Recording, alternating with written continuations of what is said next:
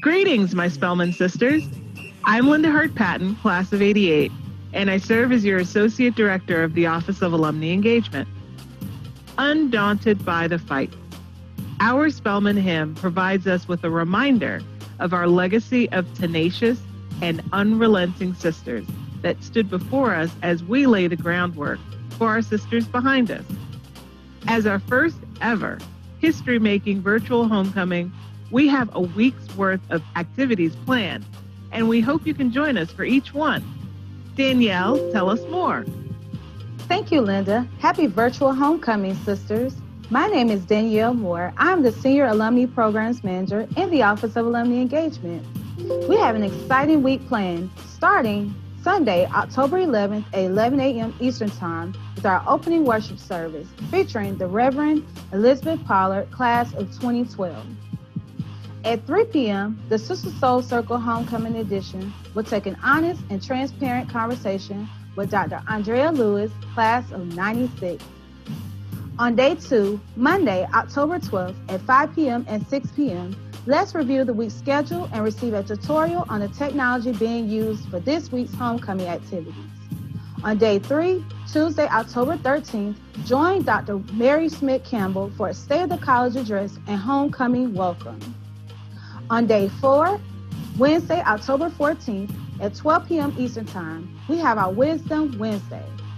Join our Golden Girls and Diamond Daughters as they take a social hour for sharing their fondest memories of Spelman College.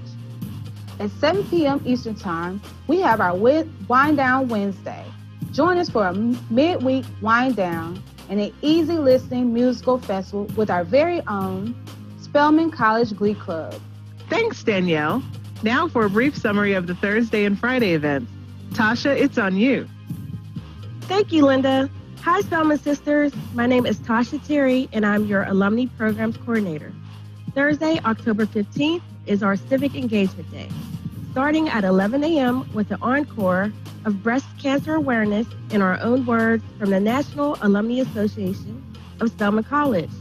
At 12 p.m., an encore video of a political forum hosted by the NAASC Atlanta chapter.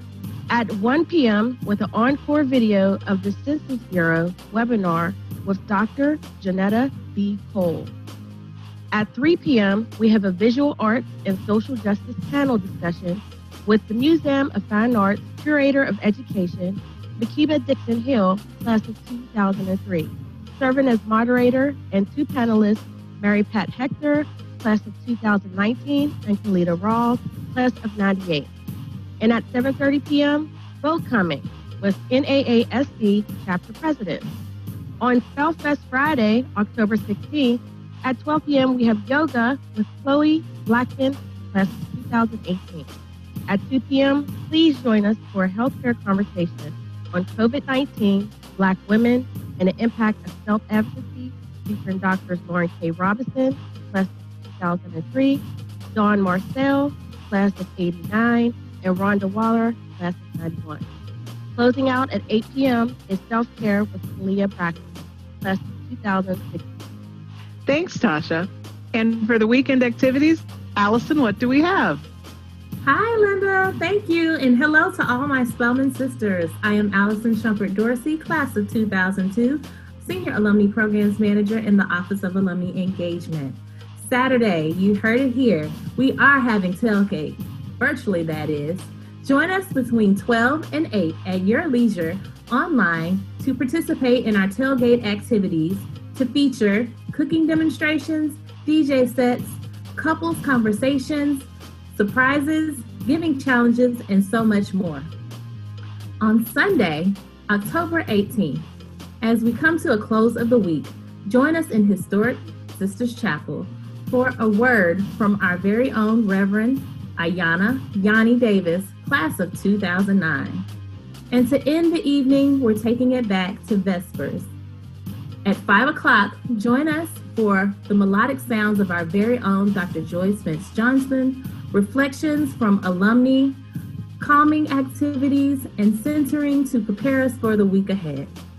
Thank you, and we look forward to seeing you there. Thanks, Allison. This homecoming celebration will be a history-making reminder that Spelman Sisters will make a way when a clear path doesn't seem to exist. We will celebrate homecoming at home and stay connected along the way with engaging conversation and entertaining activities. Please use the following hashtags when posting on social media. Hashtag Spelman Undaunted, hashtag Spelman Homecoming.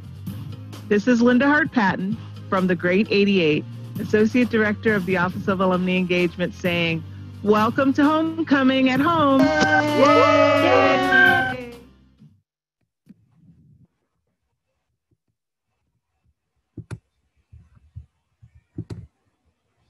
Good afternoon, my Spelman sisters. My name is Allison Shumpert Dorsey, and I want to welcome you to our Sister Soul Circle, the Homecoming Edition. For those of you who have participated in our other Sister Soul Circles, you know that we've had a wonderful time together, sharing, caring, and learning so many things from each other. So while we know the turmoil and uncertainty and chaos has been surrounding us since we've gotten into this pandemic, we as the Office of Alumni Engagement wanted to provide a space for our alumni sisters to breathe, bond, and build up one another. And therefore the Sister Soul Circle was created. So all through the summer, we actually did these once every week, but now that we're in the busy season, now every second Sunday at 3:00 p.m., we invite you to join us as we create shared experiences of learning, loving, and exploring different topics from self-care to social justice. And it just so happens that that second Sunday fell right in the middle of homecoming, so perfect timing. We continue to look forward to you suggesting topics for our future month's Sister Soul Circles and invite you to volunteer to potentially share your expertise with our alumni community. And again, I am your host for today.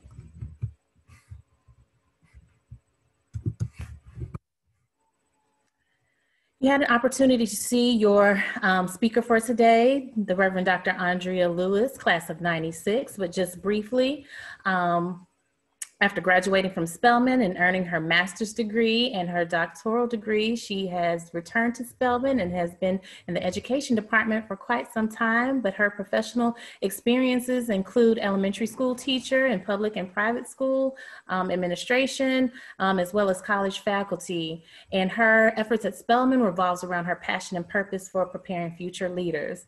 She has authored 3 books that you see here, as well as chapters and articles and various other books and journals centered around teacher education. She is an ordained, itinerant deacon in the African Methodist Episcopal Church and founder of Virtual Pearl.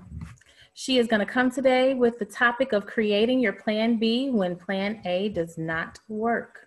So without further ado, we're going to turn it over to Dr. Lewis. And again, thank you all for joining us.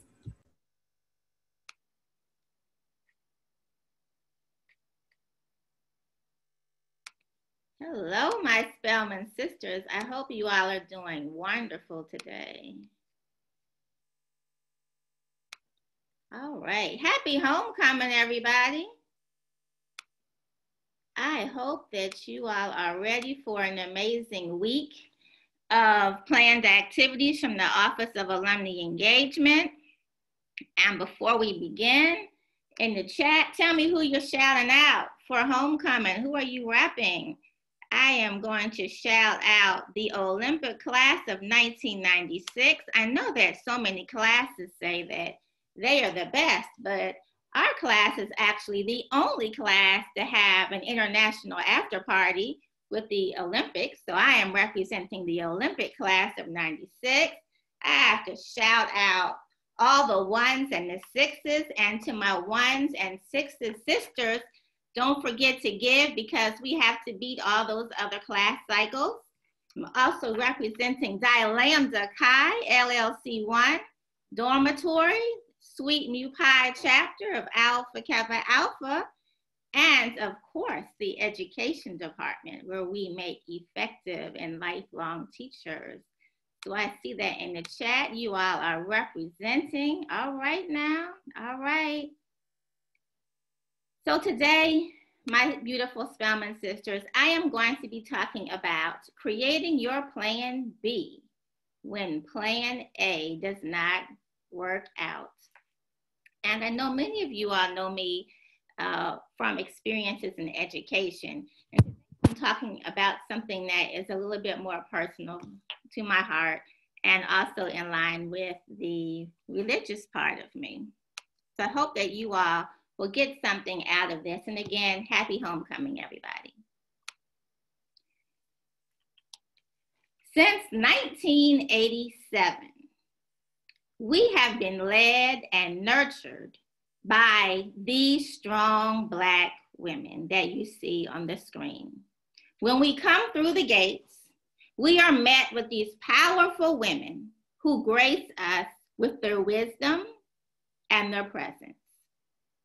We look up to them as role models, and Spelman teaches us through their visual representation that we represent excellence.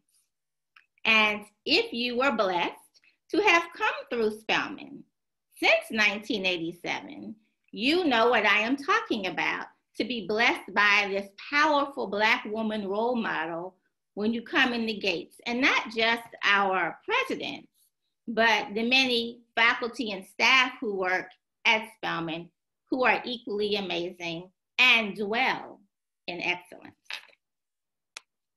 And then beyond our beautiful presidents, we have a host of alumni who represent excellence. This is just a mere small number of the Spelman alumni who are amazing in doing powerful things out in the world. I'll just point out a few. The oldest graduate here is Selena Sloan Butler from the class of 1888 from the Atlanta Baptist Female Seminary. If you are not familiar with her work, she is the founder of the National PTA, the Parent Teacher Association. And so even from our humble beginnings, we go big once we get out there. And we see our board chair, Rosalind Brewer, Chief Justice of Louisiana, Bernadette Joshua Johnson, Dr. Deborah Protho-Smith, who is a leader in sciences and a dean. We have Marion Wright Edelman, the founder of the Children's Defense Fund, Stacey Abrams, who is doing her thing as the director, the founder of Fair Fight Georgia. We have Dr. Christine King Ferris, the sister of Dr. King and the longest serving faculty member at Spelman College, and Pearl Clegg, an acclaimed playwright. And there are so many more well-known alumni whose shoulders that we stand upon when we go out and make the choice to change the world in our respective careers. And then even within our songs and in wording, we dwell in excellence. In our hymn, thy height supreme and true, supreme, we are at the top. Thy noble work is done. Noble being the absolute, awesome, excellent at the top word. And then over on the side, I have a phrase from A Choice to Change the World, which has become an unofficial theme song for Spelman within these last few years. And I have some words highlighted in blue. Women of change, the shoulders that we stand upon. And then we're changing yourself and so much more. So my point of showing you all these pictures of our presidents, of well-known alumni, and then this visual representation of our hymn and the choice to change the world is I want to show you that we, as Black women and as graduates of Spelman College, there is an expectation of excellence. There is an expectation that we are going to be on the top. And there's absolutely nothing wrong with that. However, sometimes when we come to these beloved occasions of homecoming, Founders Day, reunion, it is so wonderful to see all of our sisters and hear about the amazing things that they are doing and in the top of their careers. But for some people, it's not a comfortable time. I was speaking to one of my classmates who was very active when we were in college, and she has not come to any of our reunions.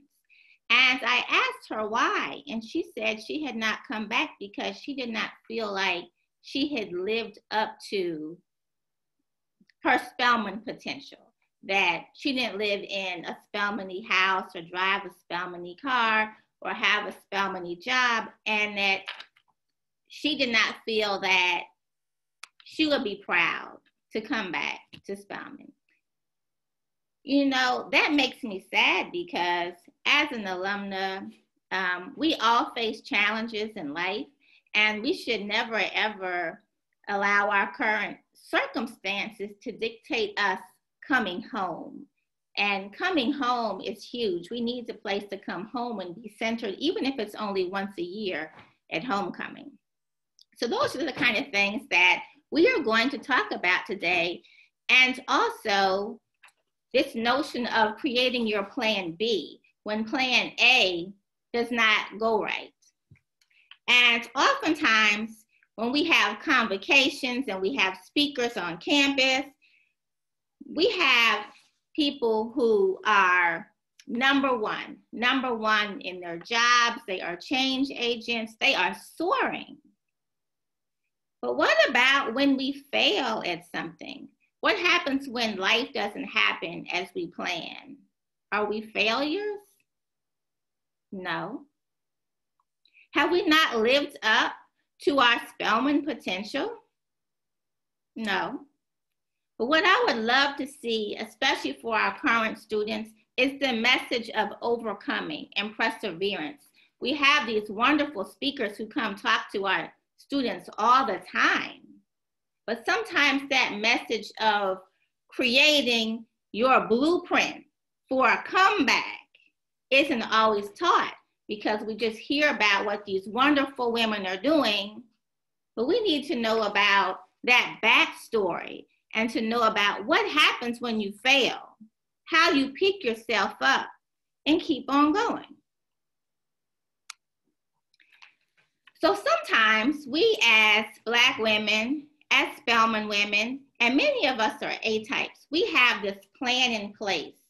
For me, I knew in 6th grade that I was going to Spelman College.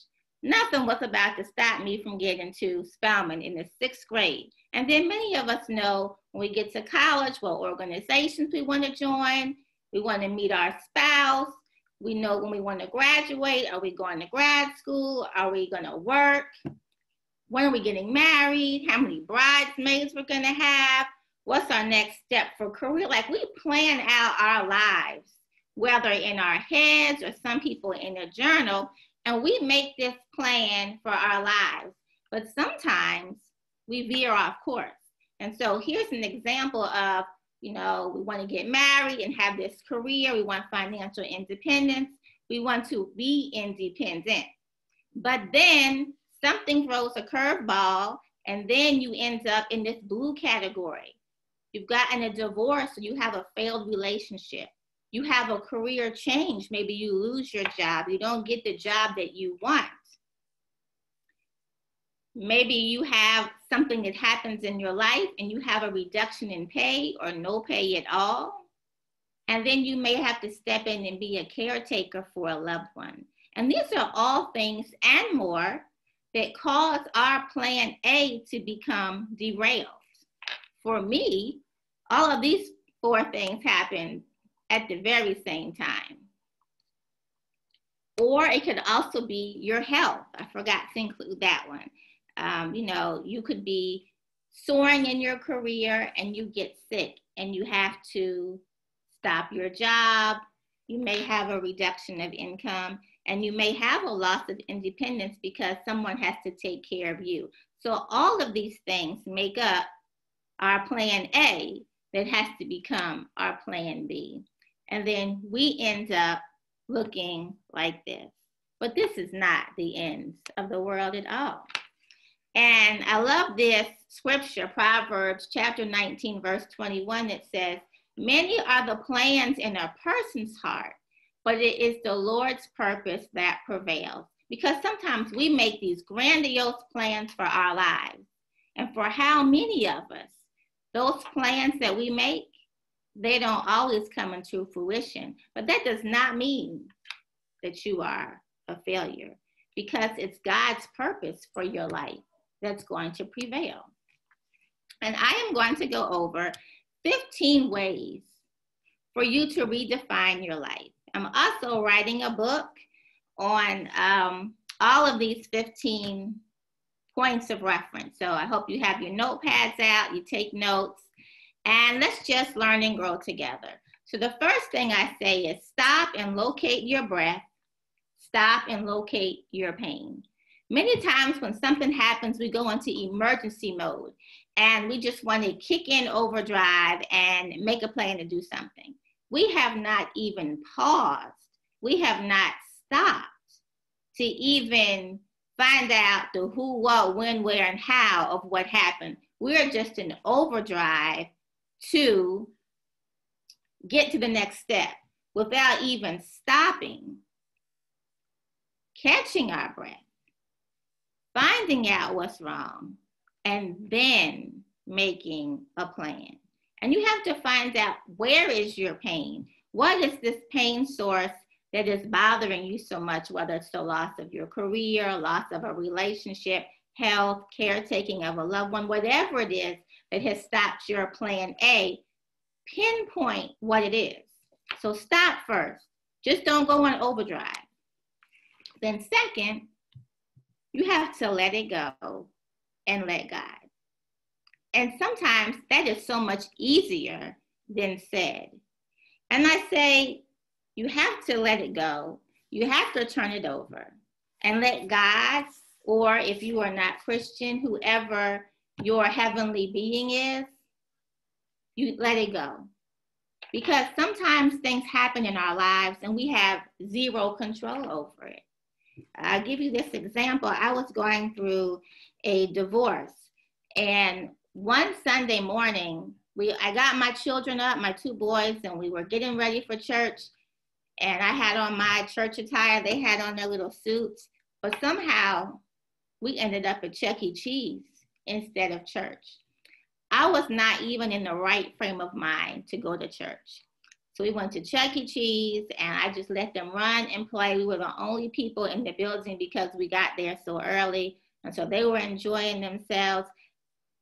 And I just had to sit at the booth and cry. And at that point, I just let it go and gave it to God.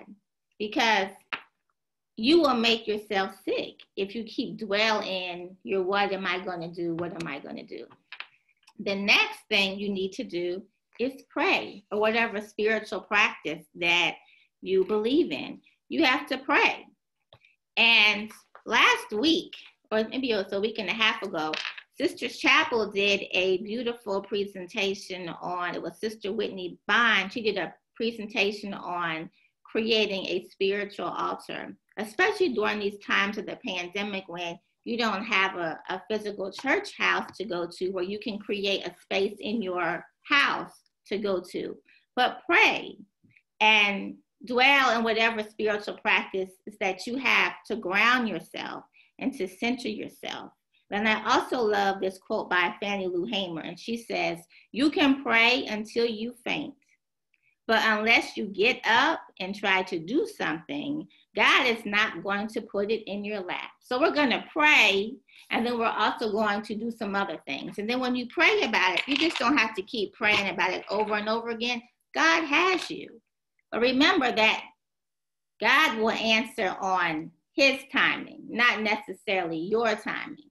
So be prepared to wait, but also know that it's going to be worked out. Then next step, listen to you, because you know what you need. And sometimes, especially when we have these sister circles, we have our alumni friends, which are absolutely great. We have sorority sisters, church members, family members, your biological sisters, and maybe sisters in other community groups. And they're all in your ear telling you what you need. But at some point, you have to listen to you because you know what you need. You don't need any more food brought over your house. You don't need another bath set. You don't need to talk on the phone all night. Only you know what you need. And all those voices, those women, they all mean you well. They do. But at some point, you have to pause and figure it out in your head and in your mind of what you need for success. Next, you need to retreat. Retreat from that noise, from all those people in your head, whether it's going away on a big trip, where it might be just going on a staycation in your own town, or just unplugging from the world and staying in your own home. You need to retreat and take time for you to clear out your mind, because sometimes when these major life forces happen in our life that derail our plans, again, we don't take the time to just center ourselves and be still. And we have to step away and take time for you. That is so important, to retreat. And then as we are retreating, we need to reflect. Reflect on what went wrong. What went wrong with your job? Why didn't you get that promotion? Why didn't you get into the law school or the med school or the graduate school that you wanted to get into? What happened with your marriage? What happened with why you and your family are no longer talking? Whatever it is that derailed you from plan A, reflect on it. Write it down. Start a journal. And sometimes those things that happen, sometimes we know what they are. We can pinpoint, yes, I know what it is that happened. Other times, we don't know what happens. And sometimes those things happen, they are out of our control. I had a professional experience where I just knew I was headed for one position, but I didn't get it. And it was more so with jealousy. I couldn't do anything about that jealousy. That was on the other person's end. But unfortunately, because I did my job and I did my job effectively, that person was jealous of me, and that person was my supervisor and stopped me from moving on. But that's okay. I had to remix and get a plan B and move on. But that's what we have to do. We have to reflect on these life lessons. And then we have to be realistic. Be realistic in your new normal. Be realistic in it. Live in your new finances. For me, when I got a divorce, I had to move. I didn't want to move. I lived in a big, pretty house in a beautiful neighborhood. I loved my neighbors.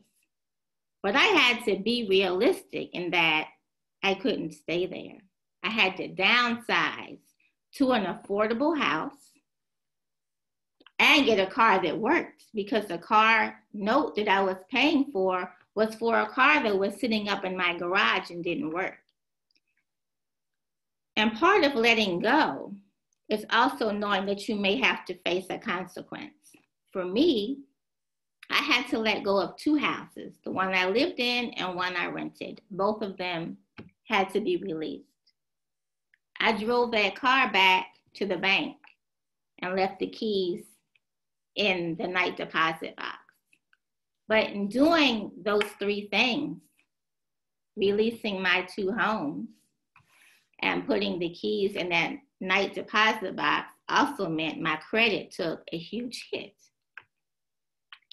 However, I could not continue on living in this big, pretty house and not having the income, my income, and a second income of the person that was then my ex-husband, who wasn't paying child support. I couldn't still afford to live like that. And so you have to be realistic. And so at that point, I didn't drive the car I wanted. I didn't live in the house that I wanted. And there was a whole lot of things I was operating in that moment in time where I wasn't happy with my place and space in time. So be realistic. And sometimes that part is hard, especially when you're operating in one place and life knocks you down and you have to center yourself and learn to operate in another realm. And then be open to change. So in your being realistic, you have to be open to change. For me, I had to be open to the change of moving. Although I had no desire, I still had to be open to it. I had to be open to not driving my car anymore. And so sometimes you have to be open to change. And that open to change could be a loss in things. It could be a loss in coworkers. It could be a loss in family members. It could be a loss of a lot of things. But be open to it, because without change, then change can't happen. You're going to have to change for change to happen. So you've lost something and you're having to move to plan B, but then you're moving to plan B. Something has got to give. Do not be afraid to ask for help. So you failed at whatever it is. Don't be afraid to ask for help when you're moving and pushing into plan B. So who are you asking for help? Maybe you need to ask a therapist. You need to make sure that you are okay mentally and get some mental health help with a therapist or a counselor. You can contact the Office of Alumni Engagement at Spelman if maybe you are in need of a job, and they can connect you with this vast network of Spelman sisters who will help us. And I am sure I am not the only one who can give a testimony of how my Spelman sisters have been there in times of need and how you can, right? Ask for help. Ask your church members. Ask sorority sisters. Ask for help. Next, do not be embarrassed. Everybody faces hard times. Don't be embarrassed about it. I had to learn to push past the embarrassment of having to lose a home. I had to learn to push past the embarrassment of the moving and having to get rid of my car. But life happens. And if people are true to themselves and to others, they will admit that there are times when it is hard for everybody. And also during this time, don't not attend homecoming and don't not attend Founders Day and reunion because you're embarrassed of this spot you are in life as you're transitioning from your plan A to your plan B. Because going home could be just what you need. Getting the hugs of your sisters at Founders Day might be the medicine and the uplift that you need. And somebody may even have a job or some advice on caretaking. Because as somebody said, we have to be resilient. So don't be embarrassed at all about whatever it is that you are going through. Because our Spelman sisters are everywhere, and our Spelman sisters have access to help us. But while we do have this wide array of Spelman sisters, I would also advise to keep your circle tight as you're in transition, because not everybody needs to know the nitty-gritty of your information. You know, it's okay that somebody needs to know you're looking for a job, but they may also not need to know that you're 5 months behind in your power payment and your power bill and just all the little intricacies and nuances of what it is you're going through. And oftentimes when Spelman sisters or friends tell me they're going through something, I let them talk more and I listen. Because sometimes, as I said earlier, they don't need to hear all of these voices, and sometimes they just need to listen And then when you are listening, you don't need to go run and tell it, because that's not your business. Today in children's church, the minister who was leading children's church, who's also our Spelman sister, she made this observation when she was talking to the kids. She said, sometimes you have to stay in your bubble to survive. And I also think that's really appropriate here. Sometimes you have to stay in your bubble to make it through, whatever it is the transition is. You also have to take care of yourself. Give yourself grace and patience to fail. It's okay. That is all part of the overcoming process. Because when you get back on top, which you will, when you get back to where you're supposed to be, which you will, you still have to take care of yourself. Because one, when you get back to where you need to be, you don't want to look like what you've been through. So make sure you still take care of yourself. When I was going through this storm of, I left my good paying job and took a $30,000 pay cut to come to our beloved Spelman. $30,000 pay cut. And then about a month after I got to Spelman, I found out that my former husband was not being faithful to several different people. And in the midst of that, my father was also sick with cancer. So I have this moment of financial decrease, which at the time I took my job at Spelman was okay because I had the income of my former husband. So it really wasn't a huge hit. However, once that separation came and a divorce came and he decided he wasn't going to pay any child support, then it became, that pay cut became an issue, right? And so you have all of these things that are going on at one time. And while all this was going on, I'm still teaching and being a professor at Spelman and being a role model to my students. And you can't let those around you know what's going on. And my students did not know what was going on in my personal life because I kept that personal. But you have to take care of yourself so you don't look like what you're going through.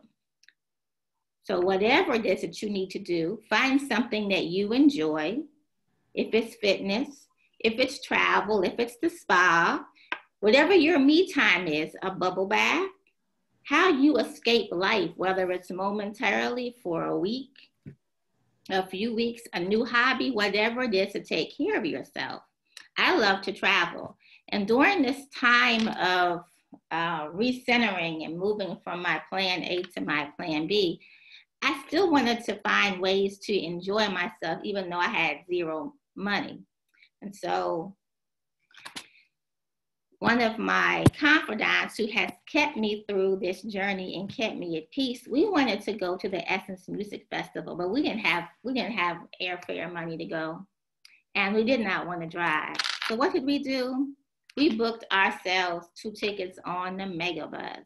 And I tell you, we had so much fun on that Megabus trying to get to New Orleans to the Essence Music Festival that year with no money. We had the best time ever. And everybody except one person on the Megabus was going to the Essence Music Festival. So it was like a party bus the entire way there. But you know, sometimes when we have the least amount of money, we have absolutely the most fun. So when you're going through, do what you can to take care of you. Then always make sure that you have a secondary skill set, because when times come when you need to rewind and renegotiate, you need to make sure that you have a secondary skill set. And I always laugh, but I think this little bad girl that I had, and I hate to call children bad, but this little girl, there's no other word I can describe her, but she was bad. And she was in my 2nd grade class at Dean Rusk Elementary School, which is in Atlanta Public Schools. This little girl was,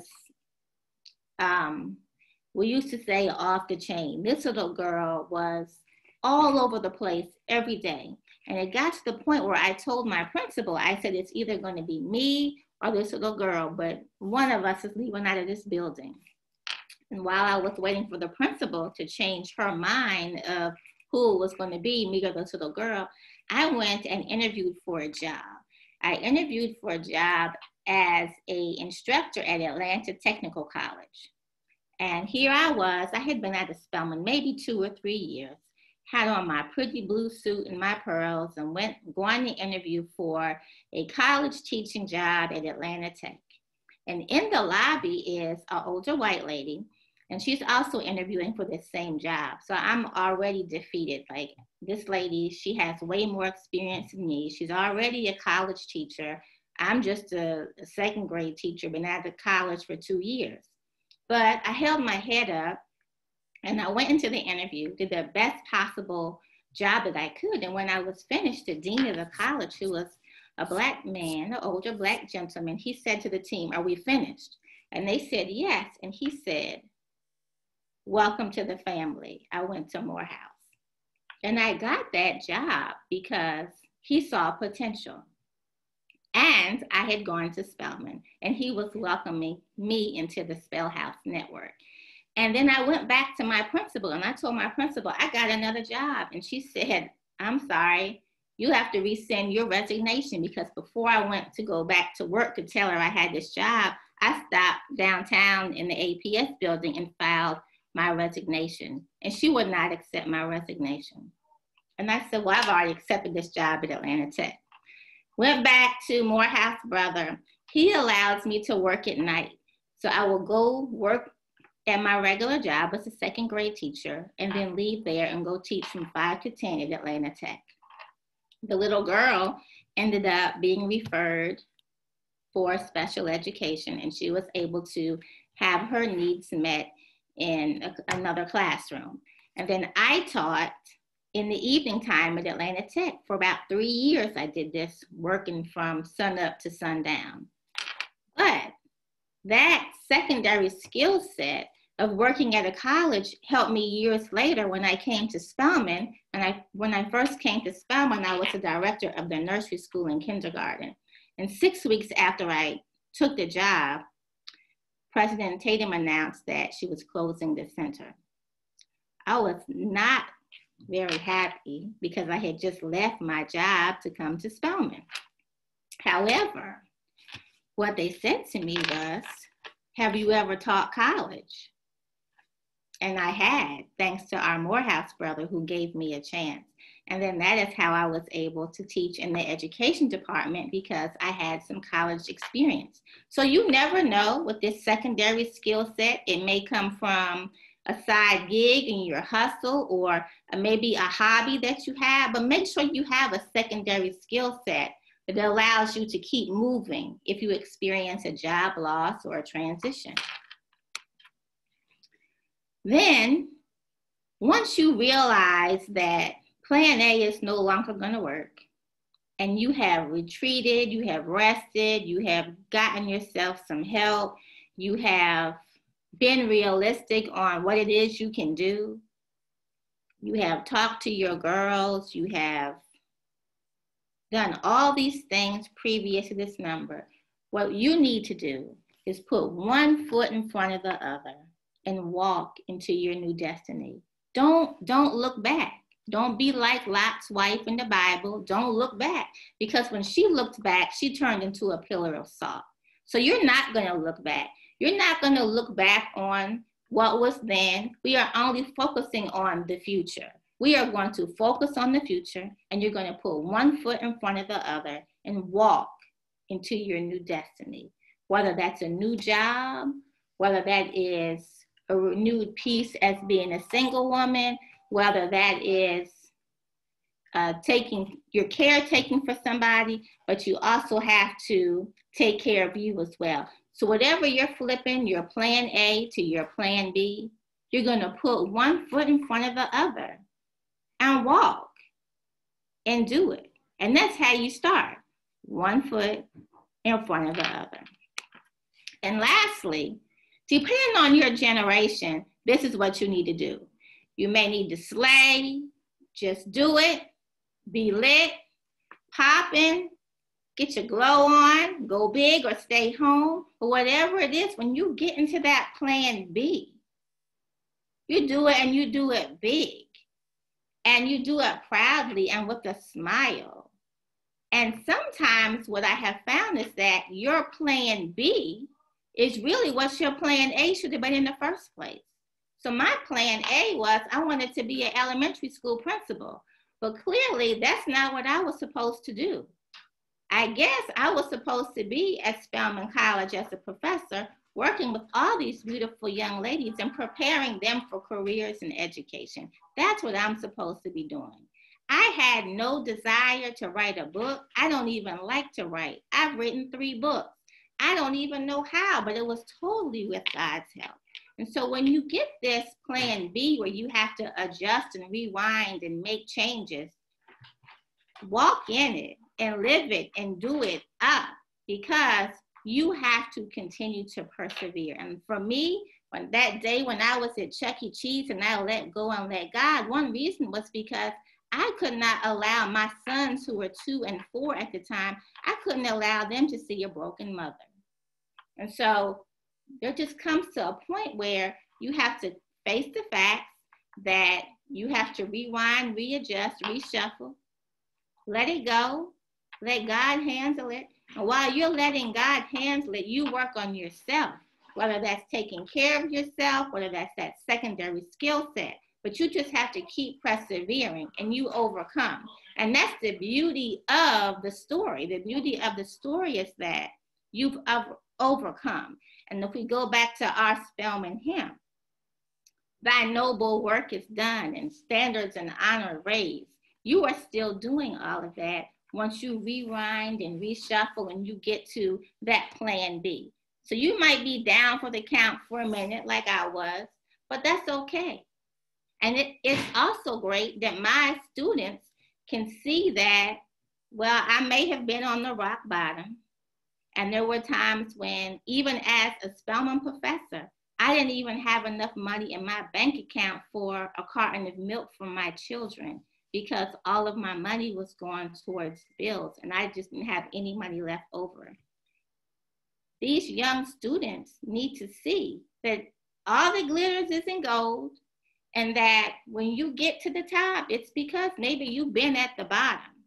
And so ladies, when you have to readjust and get to that plan B from the plan A, you can do it. I know you can. Because we know a setback is a setup for a comeback. And we will remain undaunted by the fight. I think about our dear sister, Stacey Abrams. She did not win the governor's race for Georgia. She didn't concede. She didn't win, but she didn't concede either.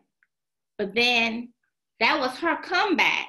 And now she is a nationally known figure, and she is fighting for voter suppression all across this country. Even she was a contender for vice president of these United States of America. So it may have been a small setback that she did not win the governorship, but she surely made a comeback, and now she is a national household name. And so, sisters, I say to you, stay undaunted by the fight, because there are fights that we are going to face out here, whether it be all these different fights that we talked about with relationships and careers and not getting into the school you want, not getting the job you want, having to be caretakers, which may set you back in your profession. You may have a serious financial issue in your life, but whatever it is, remain undaunted by the fight. Because you got this. I know you do, because you're a Spelman woman and you're my Spelman sister. And I know that you will reach out and get help, and you will persevere, you will overcome. And this is my information. Should anyone ever need it, if you just want to talk something through, please feel free to call upon me. And if there are any questions, I think we have a few minutes where I can answer questions.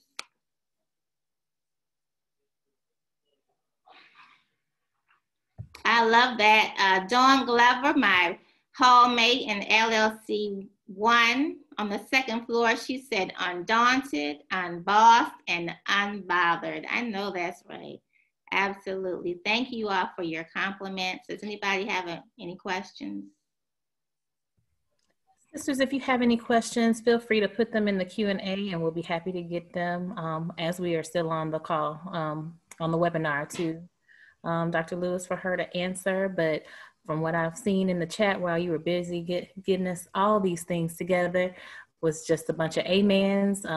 Thank you definitely for, let me see, well, you can see me sharing your story, being transparent, because it's a blessing and it will help someone else. So I want to thank you, my sister, for that. And I'm going to turn it over to Linda Patton, and we'll wait to see if there are any questions while she gives her remarks. And then we're going to share more things about homecoming and then let you enjoy the rest of your Sunday. Thank you, Allison. Thank you, thank you, thank you, Dr. Lewis. That was the word we needed to hear. I knew there was a reason I really liked you. So I just have to say that while you were giving your presentation, I'm amening, I am high-fiving, I am talking to the screen and talking out loud like I usually do. And as I'm doing that, I'm getting the gray bar, you're muted, you're muted. I'm like, well, that's good, because the sisters would get an earful because we needed to hear that. We're ready for your book. I think it's wonderful that you were transparent enough to tell us you don't even like writing. Why have you written 3 books? Well, we're ready for the 4th. So come on and bring it so we can sit down and have a book reading with you.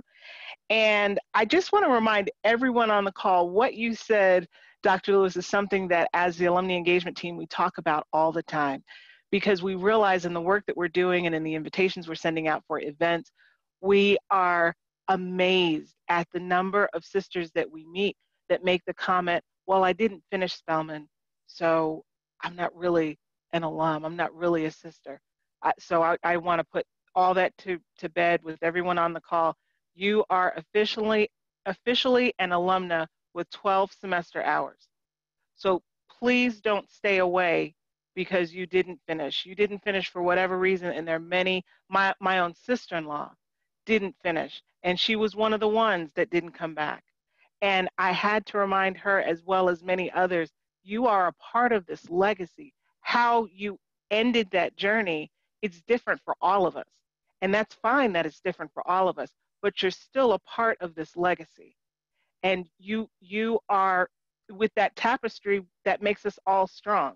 So we need you all to come back and to come home, especially during homecoming. So thank you very much. I don't know if we have any additional questions. Do we, Allison? It wasn't a question, but in true Spelman spirit, our classmates go harder for us than anybody. So of course, Dr. Kimberly Neely, your classmate, as well as your colleague, just wanted to share that, thank you for honoring us with your story. So thank you again, Dr. Lewis. Thank you, everybody. I love you, and my heart we is love you. Today. Thank you all, and happy homecoming, everybody.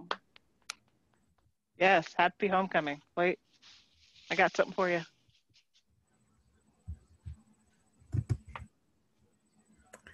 All right, so again, I'm just going to give you a little bit more contact information for Dr. Lewis. So to connect with her, you can email her at the email address listed.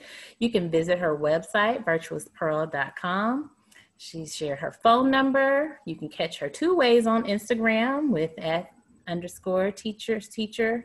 Did I do that right? I think I might be missing something. Okay. And virtuous. Oh, no, there is a underscore between teachers and teacher. Thank you. Tasha, if you don't mind putting the correct one in the chat, I would greatly appreciate it. But please reach out to her, connect with her. You know where to find her. All right. So our next activity for homecoming will be tomorrow, and that is our Tech Bar pregame happy hour. It's just a place for you to kind of see some of the tools. So if you're not comfortable with Zoom, you were able to log in and that's about all you're able to do, that's okay. You can learn how to get these fancy backgrounds like we have, and other tools that you'll be able to do, whether it's commenting or raising your hand, or just other tools that we'll be using besides Zoom, so you can get a little information and connect with our sister Tess Bismail, who's formerly in the Office of Alumni Affairs at the time. So get to see Tess and come say hi. Linda loves these things, so she did that. So thank her for all the wonderful animations. But again, we want to thank you for coming to this session to check out the other events that we have. This is how you can reach the other events and the registrations for homecoming, as well as download our app. We are utilizing Guidebook. Guidebook will be available for you to have at hand in your phone, where you can see the various events, get some notifications, chat with sisters, see pictures, get to see the bios and photos of all of our speakers and presenters that will be taking place this week. So please make sure that you download Guidebook, and I believe Tasha is going to share that in our chat as well. And so yes, shameless plug. I think I look really cute in this picture, and I want to see your pictures too. So we have OMG booth for those of you who are used to coming to homecoming and participating in the OMG booth and getting all of your pictures.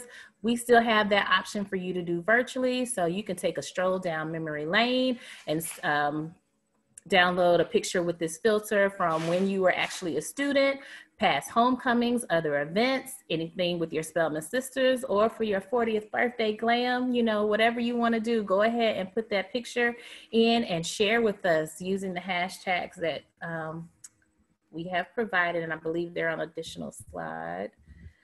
And then if you have not made your gift, or you want to give an additional gift, again, we want to make sure that you are connected with our giving challenge. Again, it is a reunion cycle challenge.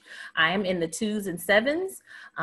Of course, you have your 0s and 5s, your 1s and 6s, 2s and 7s, 4s and 9s, and 3s and 8s. I'm sorry, don't want Linda to get me with a great 88. But just make sure that you have made your gift to Spelman. If you make the gift of 1881 or greater, there are still pennants left. Unfortunately, all of the boxes, and fortunately, all of the boxes, tailgate boxes, have been claimed. So you all really showed out when it came to giving to Spelman. If they have not already met their goal, I believe annual giving has surpassed. They were looking for 1881 donors, and they were at 18 something already this morning when I last looked. So please, please, please make sure that you participate. We are so grateful because our students still need us, and that is the reason why we do what we do. And that is all that we have to share. So I'm just going to check and see if there are actually any questions that are in the chat, but it just looks like love and everything to everyone. So we thank you for your participation. Look forward to seeing you for all of our events. If you feel comfortable with the tech bar, then, your technology, we look forward to seeing you for Dr. Campbell's State of the College on Tuesday. All right. Thanks, sisters. Thank you. Have a wonderful rest of your Sunday.